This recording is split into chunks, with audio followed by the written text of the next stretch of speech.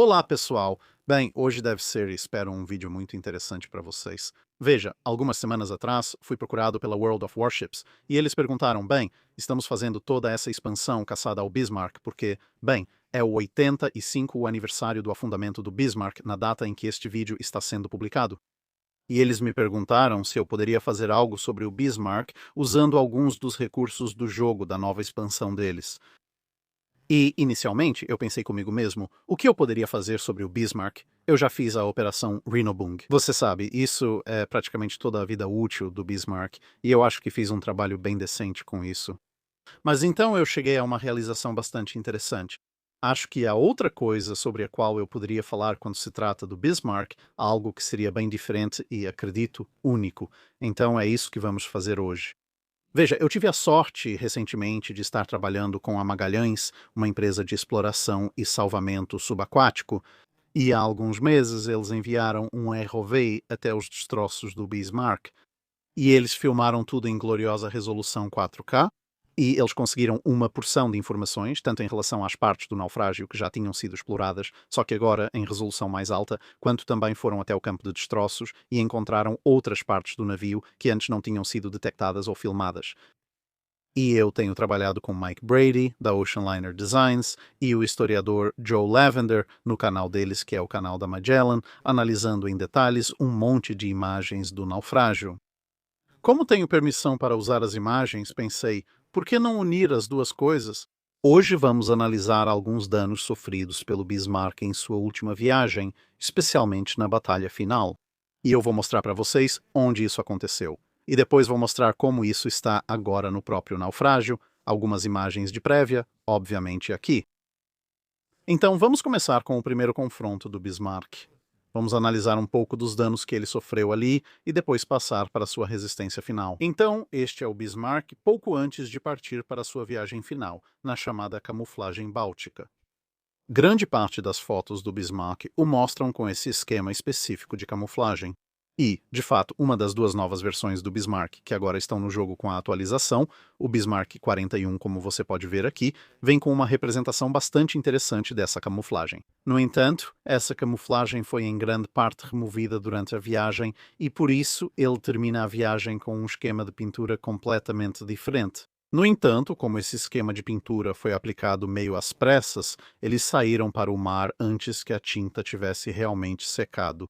Boa parte da tinta saiu nesses 85 anos, mas o naufrágio ainda exibe elementos importantes da camuflagem do Báltico no navio.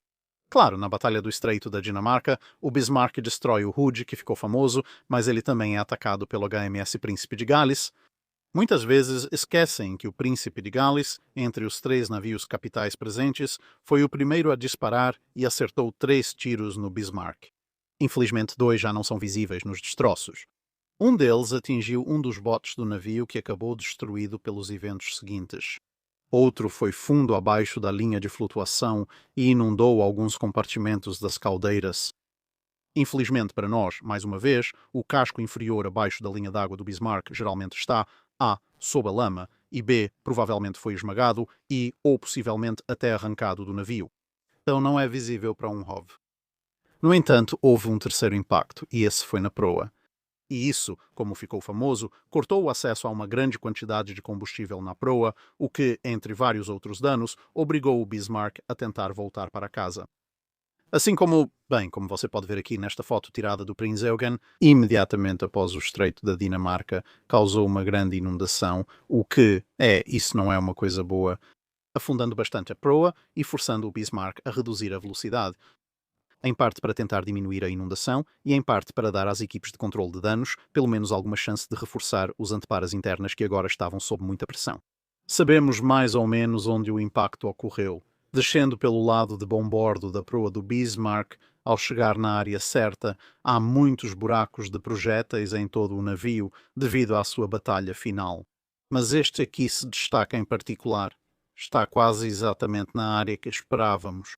É um pouco irregular, mostra sinais claros de ser um buraco de entrada, e quando você compara com outras dimensões conhecidas de vários objetos próximos, percebe que na verdade tem pouco mais de 14 polegadas, então Este é quase certamente o buraco de entrada do projétil de 14 polegadas que o Príncipe de Gales lançou contra o Bismarck. Sim, aquele é um resquício da onda de proa logo abaixo da mancha branca.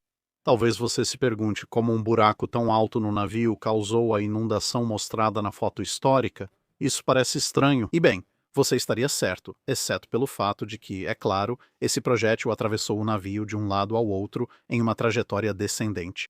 Sabemos que não foi um impacto subaquático, pois os relatos falam de um tiro atravessando o navio, não de uma explosão ao lado, como ocorreria nesse caso.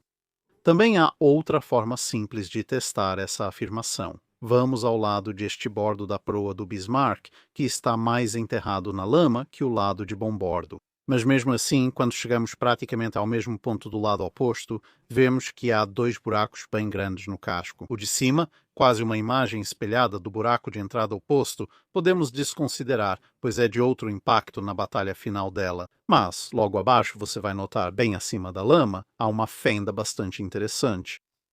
Não só ela não é mais circular, o que sugeriria que o objeto estava girando, mas você também pode ver que o revestimento do casco, ao ser partido, foi empurrado para fora, indicando que esse impacto ocorreu internamente na embarcação. Então, é um projétil que está dentro da embarcação e depois está saindo da embarcação.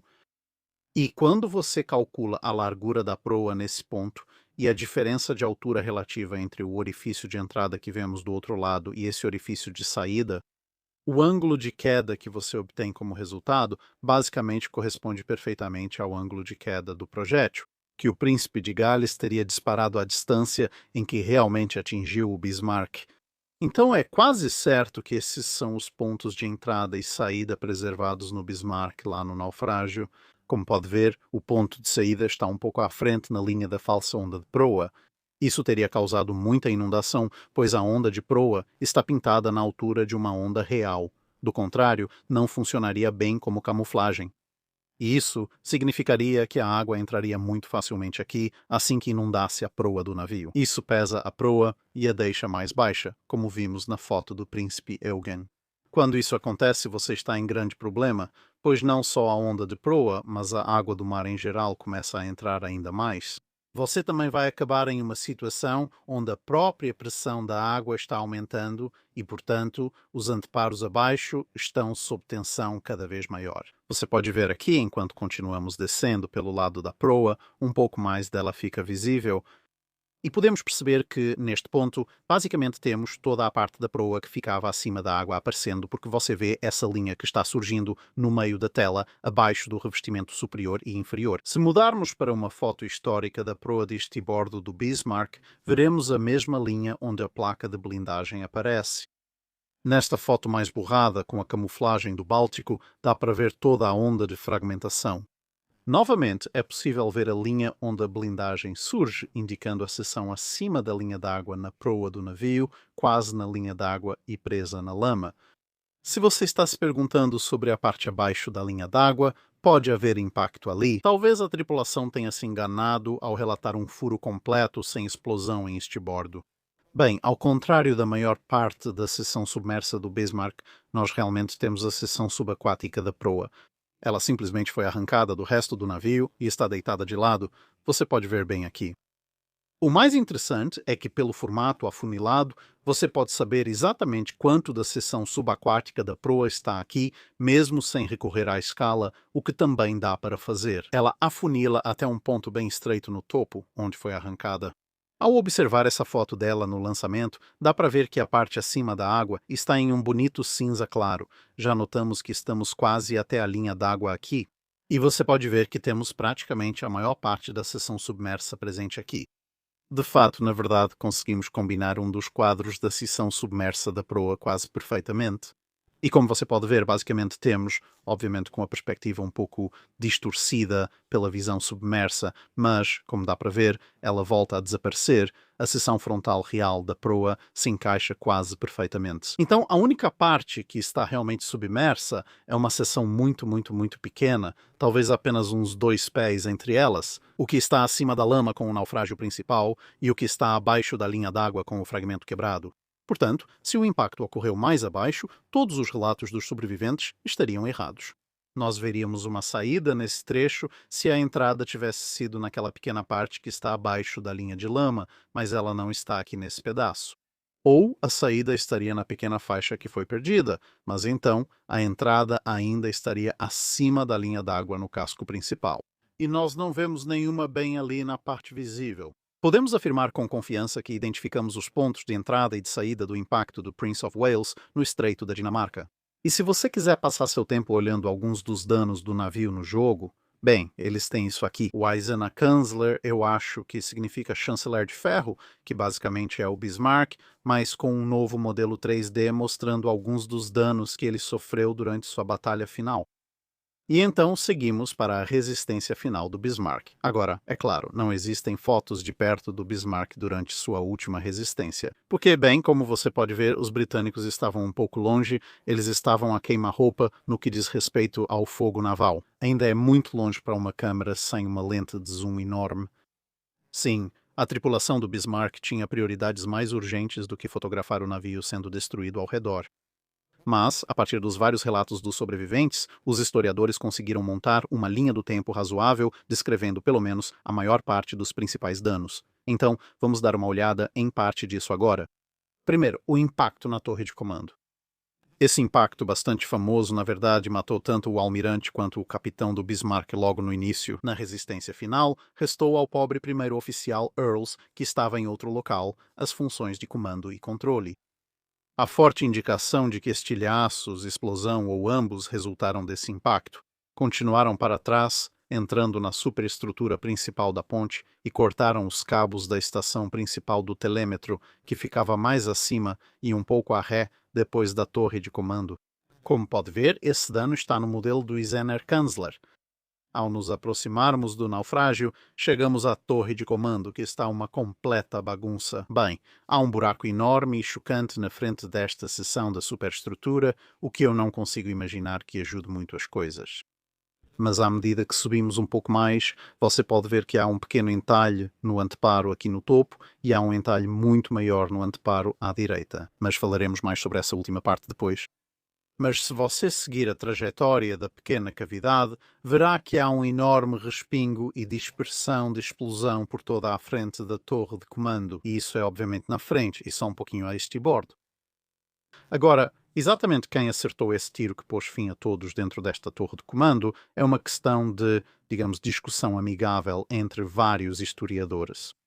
Tradicionalmente, o acerto foi atribuído ao Rodney, perto do início do confronto, mas também há argumentos a favor do King George V e de um dos cruzadores pesados. Mas, sabe, independentemente de quem fez isso, pessoalmente ainda fico do lado de pelo menos um dos coraçados, considerando a espessura da blindagem e o efeito geral da explosão, ainda foi um impacto muito, muito devastador. E claro, como você pode ver, a torre de comando não está exatamente sem outros impactos que também ocorreram nela e ao redor dela. Agora, quando chegamos aqui à direita, você vai começar a ver, há um abismo bastante óbvio, bem grande, que basicamente separou a parte dianteira da superestrutura da torre de comando, novamente representado no modelo do jogo, e esse é outro impacto de projétil, esse é definitivamente um impacto de projétil de couraçado. E você pode ver claramente a diferença entre a estrutura blindada da torre de comando e a estrutura relativamente leve ao redor dela. E a forma como tudo foi completamente destruído mostra metal retorcido e dobrado por toda parte. Novamente, no lado direito da tela, você vê pequenos pontos de ferrugem, como se fossem marcas de pincel. Bem, siga as linhas para baixo e você acaba voltando para onde o projétil cavou essa trincheira, e isso é estilhaço e explosão. Isso é lascamento causado pelo impacto durante a travessia, então pedaços, provavelmente da própria superestrutura, sendo lançados para cima e espalhados um pouco como chumbo de caça, e depois seguindo um pouco adiante. Isso está descendo pelo lado de bombordo da torre de comando e você pode ver onde costumava haver uma porta. Eu digo costumava, porque, bem, essa porta acabou de ser arrancada completamente por outro impacto. Impacto do projétil e no canto inferior esquerdo, quase fora de vista, há outro buraco na proteção. Ao darmos a volta, você deve notar alguns indícios disso. Agora há outra grande trincheira, menos significativa que a da frente. Mas essa foi aberta através da estrutura do convés, bem na frente da porta, e novamente você pode ver logo à esquerda da porta, Claramente houve outro impacto de projétil que causou um padrão de explosão na parte externa da torre de comando. E então, ao subir para olhar o topo da torre de comando, você vai notar que há o que parece ser uma pequena base circular na parte de trás. E isso, na verdade, é uma informação muito interessante que o naufrágio nos mostra. Você também pode ver a diferença nas fotos agora. Se esse telêmetro foi arrancado por um projétil, atingido e lançado para algum lugar, ou se caiu durante a descida do navio, obviamente é impossível provar especificamente. Você também pode notar por outros danos aqui. Houve uma desmontagem bem violenta no teto da torre de comando. Então, o que exatamente é isso? Bem, na verdade é uma maneira muito útil de datar rapidamente fotos do Bismarck se elas tiverem o ângulo de visão certo e uma resolução boa o suficiente. Porque, como você pode ver aqui, esta é uma foto do Bismarck no início de março de 1941, então, apenas alguns meses antes de Rhineland, e você pode ver que não há nada no topo da torre de comando. Na verdade, existem algumas fotos bem de perto tiradas ao mesmo tempo da superestrutura que mostram que há apenas uma placa circular e plana, nenhuma estrutura alta como vimos nos destroços. Mas se formos para outra foto tirada em Kiel, não muito tempo depois da primeira que acabamos de ver, você pode ver. No topo da torre de comando há uma estrutura bem peculiar, parecida com uma caixa, com o que parecem ser 2 cilindros saindo de cada lado. E claro, isso é um pequeno telêmetro, parte do sistema geral de controle de tiro. E é isso que estava lá. E você pode realmente ver entre a estrutura parecida com uma caixa da torre do telêmetro e a torre de comando. Há um pequeno anel, e esse é o anel que restou no naufrágio agora. Como referência prática, este é o modelo Eisenach-Kanzler. Você pode ver que há a trincheira bem na frente da torre de comando, o telêmetro arrancado e vários outros sinais de danos causados pela explosão. Mas houve muitos outros impactos no Bismarck, então vejamos outro. Ou, para ser mais preciso, outra série deles. Então, estamos de volta ao modelo Eisenach-Kanzler. E como você pode ver, esta é a bateria secundária dianteira do lado de bombordo, composta por um par de torres duplas de 150 mm e alguns dos canhões antiaéreos de 105 mm. Agora, a maioria das pessoas que conhece a perda do Bismarck vai poder te dizer como. A bateria principal foi destruída e vamos analisar isso mais tarde. No entanto, a bateria secundária também não foi exatamente poupada. Então vamos olhar para essa área, mas agora debaixo d'água. Veja como está a primeira dessas torres. Esta é a torre dupla de 150 mm mais à frente no bombordo. Não está nas melhores condições, está? Basicamente toda a parte de trás dessa torre desapareceu, e o motivo disso pode ser visto no painel que restou que está saindo ali atrás. Você pode ver que há um buraco de projétil quase no centro dessa placa, e quando esse projétil perfurou, e essa placa, se você comparar o tamanho, é na verdade um projétil bem grande. Quando ele explode, seja pela força da explosão em si ou muito possivelmente pela força da explosão do XPL. Além disso, outras munições que estavam naquela torre explodiram e destruíram toda a metade traseira da torre, deixando-a apontada quase para trás. Com os canhões abaixados e o ângulo bem alto agora, obviamente esse não é o ângulo em que os canhões estavam atirando quando foi destruído, porque isso estaria muito além do alcance em que os couraçados britânicos estavam atirando naquele momento. Então, isso quase certamente é um caso em que a explosão também destruiu o sistema hidráulico. E os canhões, neste caso ligeiramente mais pesados na parte traseira, chegaram a quase a elevação máxima em algumas outras torres de canhão. Se ocorrer essa falha hidráulica, os canhões descem. Isso só depende de onde fica o ponto de equilíbrio em relação à posição em que eles descansam nas próprias montagens. E então, voltando um pouco mais para trás até o primeiro suporte de 105 mm, este é na verdade bem interessante porque há 2 impactos para observar. O primeiro talvez seja um pouco mais óbvio quando passamos por ele inicialmente. Então, este é um impacto que veio do lado do bombordo do canhão, embora, considerando onde ele está no próprio navio, esse impacto veio, grosso modo, da posição das 7 ou 8 horas. É um projétil relativamente pequeno, provavelmente de uma bateria secundária, mas como você pode ver, ele fez um pequeno buraco limpo direto pelo lado de bombordo. Canhão de 105 mm. Se você observar atentamente enquanto o submarino ou mini-submarino se aproxima, verá uma pequena marca no canhão de estibordo. Então esse projétil inutilizou a montagem, mas atravessou. O primeiro cano não cortou totalmente. Após gastar quase toda a energia, só conseguiu uma pequena amassada, sendo que até uma amassada pequena no cano de estribordo já o deixaria inoperante. Se você observar o escudo do canhão de estribordo, verá pequenos fragmentos do projétil espalhados quando ele explodiu. No entanto, essa montagem de canhão não foi desativada apenas por esse impacto. Como você pode ver aqui, todo o lado de bombordo do escudo do canhão e uma parte da montagem também foram destruídos, arrancados por um projétil pesado que atingiu o local. Você pode seguir o caminho da destruição através da montagem inicial. Passou pelo canhão como um todo, e então atingiu o convés e a área da superestrutura logo atrás dele, onde os projéteis continuaram na superestrutura e presumivelmente explodiram em algum lugar lá dentro.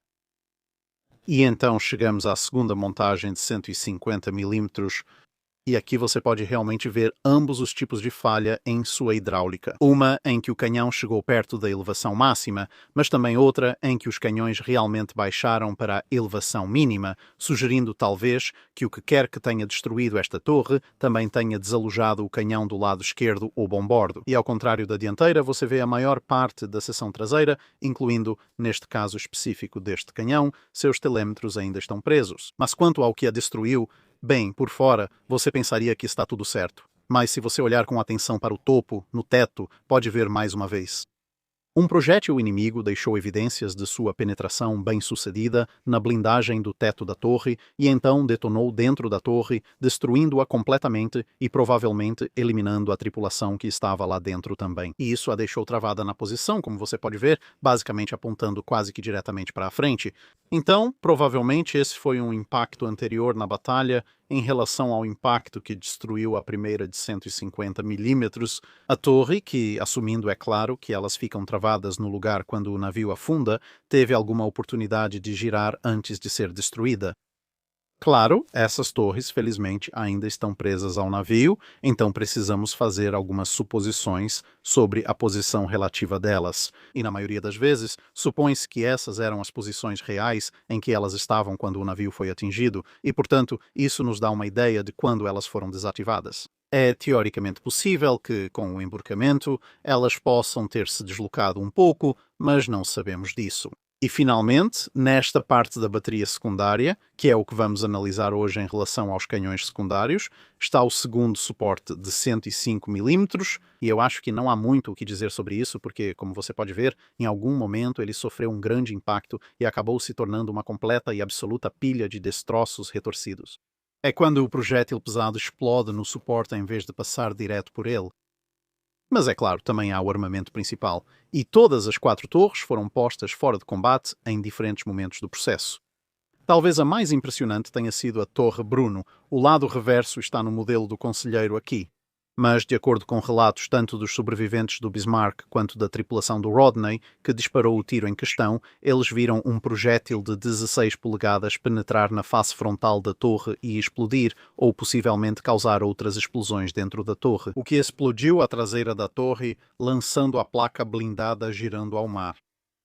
Há evidências do castigo sofrido pela Torre Bruno, visíveis na barbeta ainda presente no naufrágio. Como você pode ver aqui, há um tiro claro que penetrou diretamente pela blindagem da barbeta, logo abaixo do nível de onde a torre estaria na época. E isso está no lado bombordo inicialmente engajado do Bismarck, então provavelmente é obra do Rodney.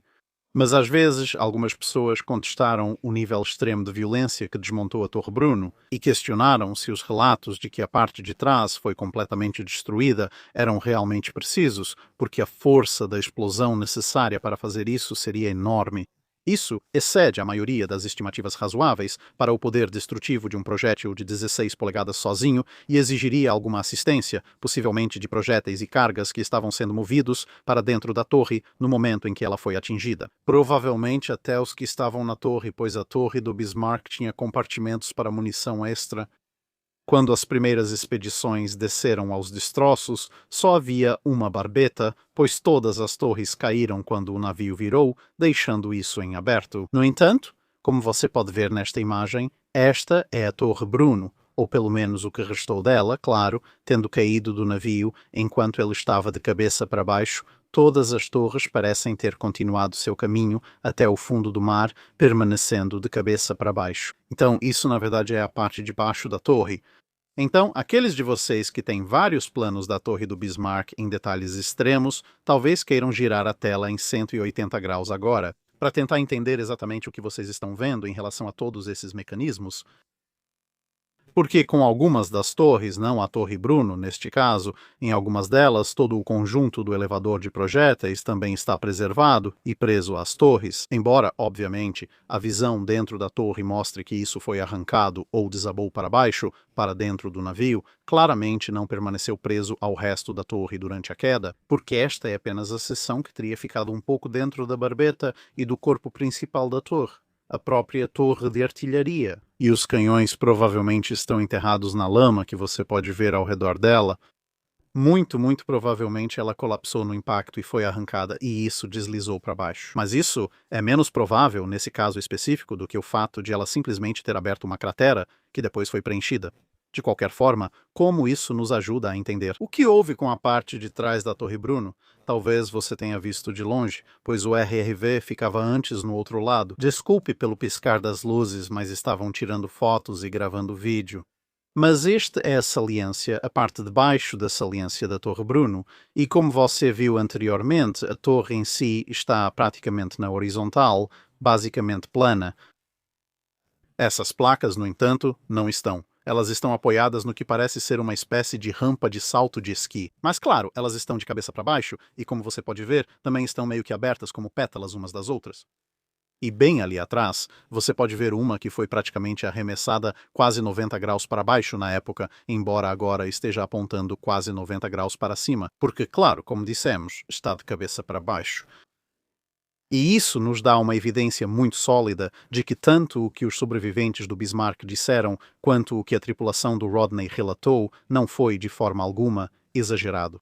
Porque isso não é dano pós-batalha, não é um dano que ocorreu quando a torre atingiu o fundo do mar, é assim que ela estava quando atingiu o fundo do mar. E o que isso mostra, obviamente, é uma explosão colossal que claramente não só destruiu a torre, como também fez com que a placa traseira desaparecesse, exatamente como os sobreviventes relataram.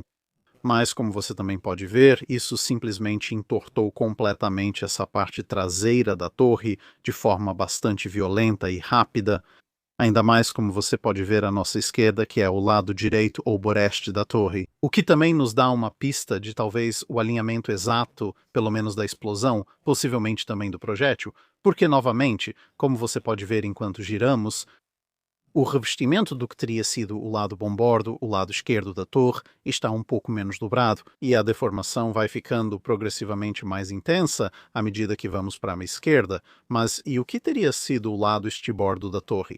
Então você pode imaginar, com o piso explodido por baixo, não havia como a placa traseira da torre permanecer no lugar, e esse nível de dano corresponde praticamente de forma perfeita, como dissemos a isso. Sobreviventes do Bismarck e relatos do Rodney dizem que a traseira da torre foi totalmente destruída e a placa traseira lançada ao mar pelo lado de estibordo. Mas, é claro, embora aquele impacto do Príncipe de Gales que vimos no início tenha sido o motivo para o Bismarck retornar para casa, não foi a causa principal, falando estritamente sobre sua resistência final. Se ela mantivesse a velocidade e o controle após a Batalha do Estreito da Dinamarca, provavelmente chegaria a um porto na França ocupada. No entanto, ela foi atacada por aviões Swordfish do HMS Ark Royal, conhecidos por seus feitos. Um torpedo atingiu sua popa e isso travou seus lemes, o que fez com que ela ficasse com controle mínimo.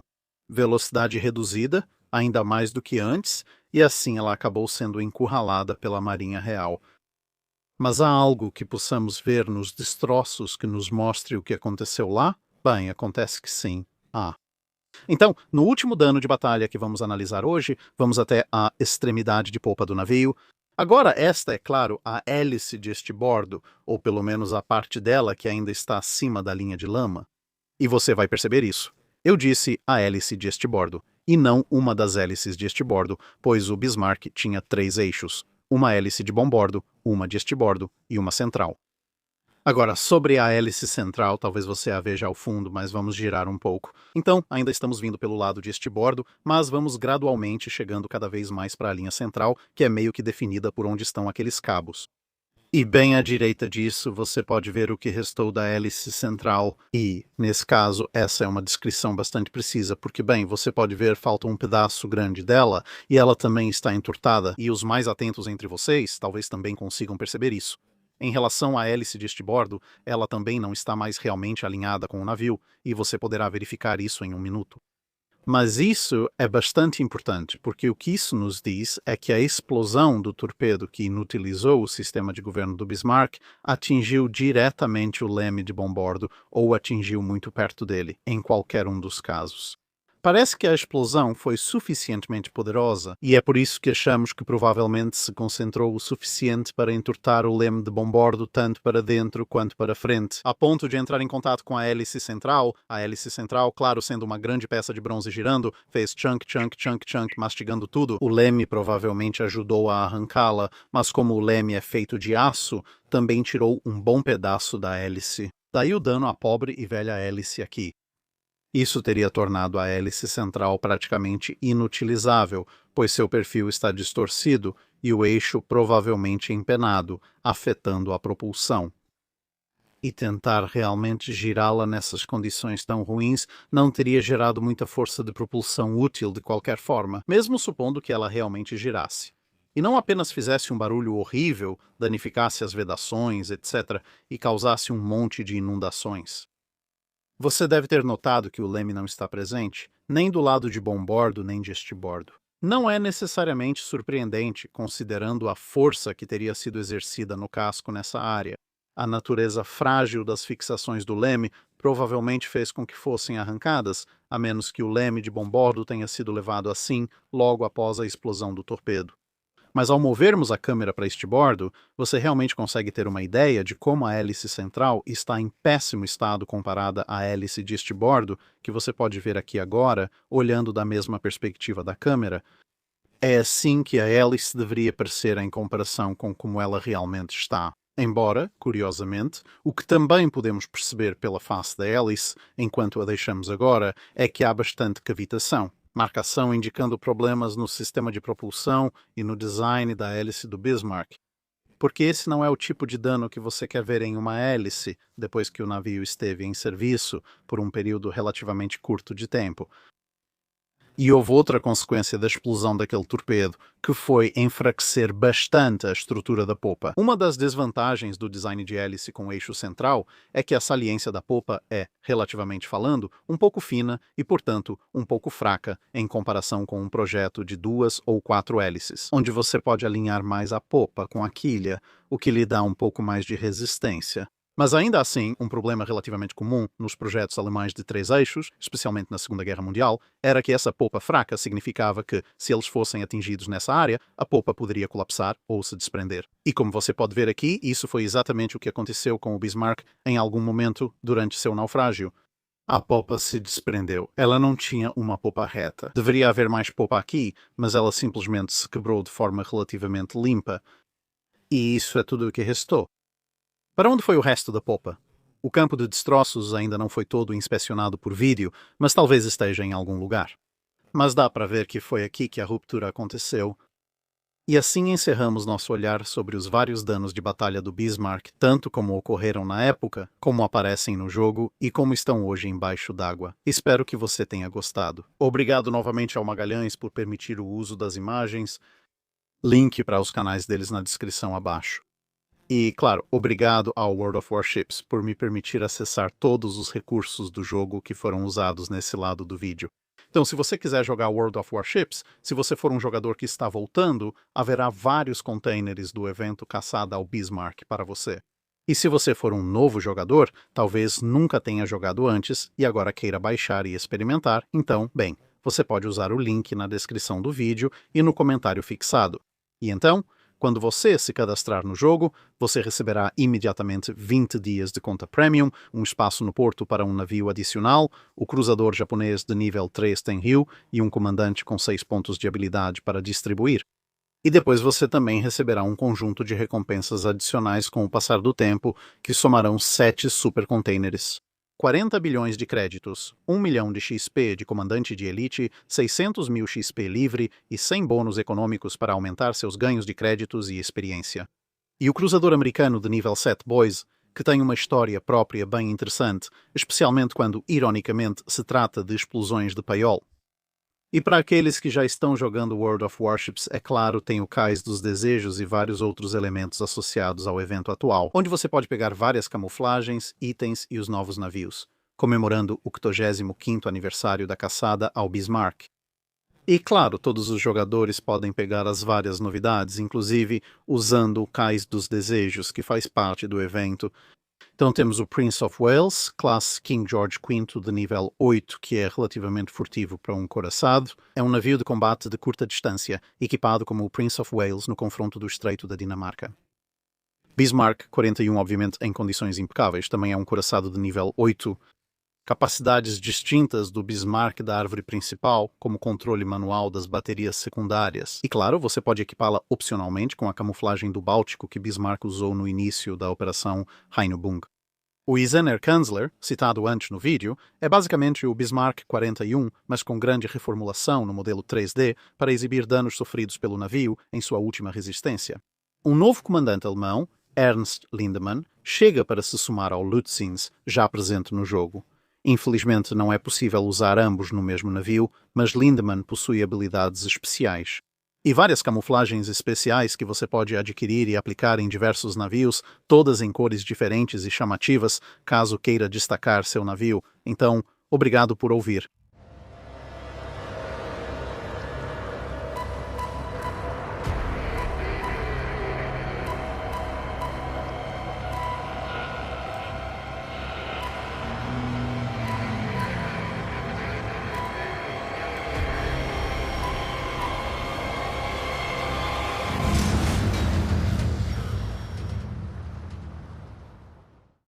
É isso neste vídeo, obrigado por assistir. Se você tiver um comentário ou sugestão de navio para analisarmos, deixe nos comentários abaixo. Não esqueça de comentar no post fixado para dúvidas sobre o dique seco.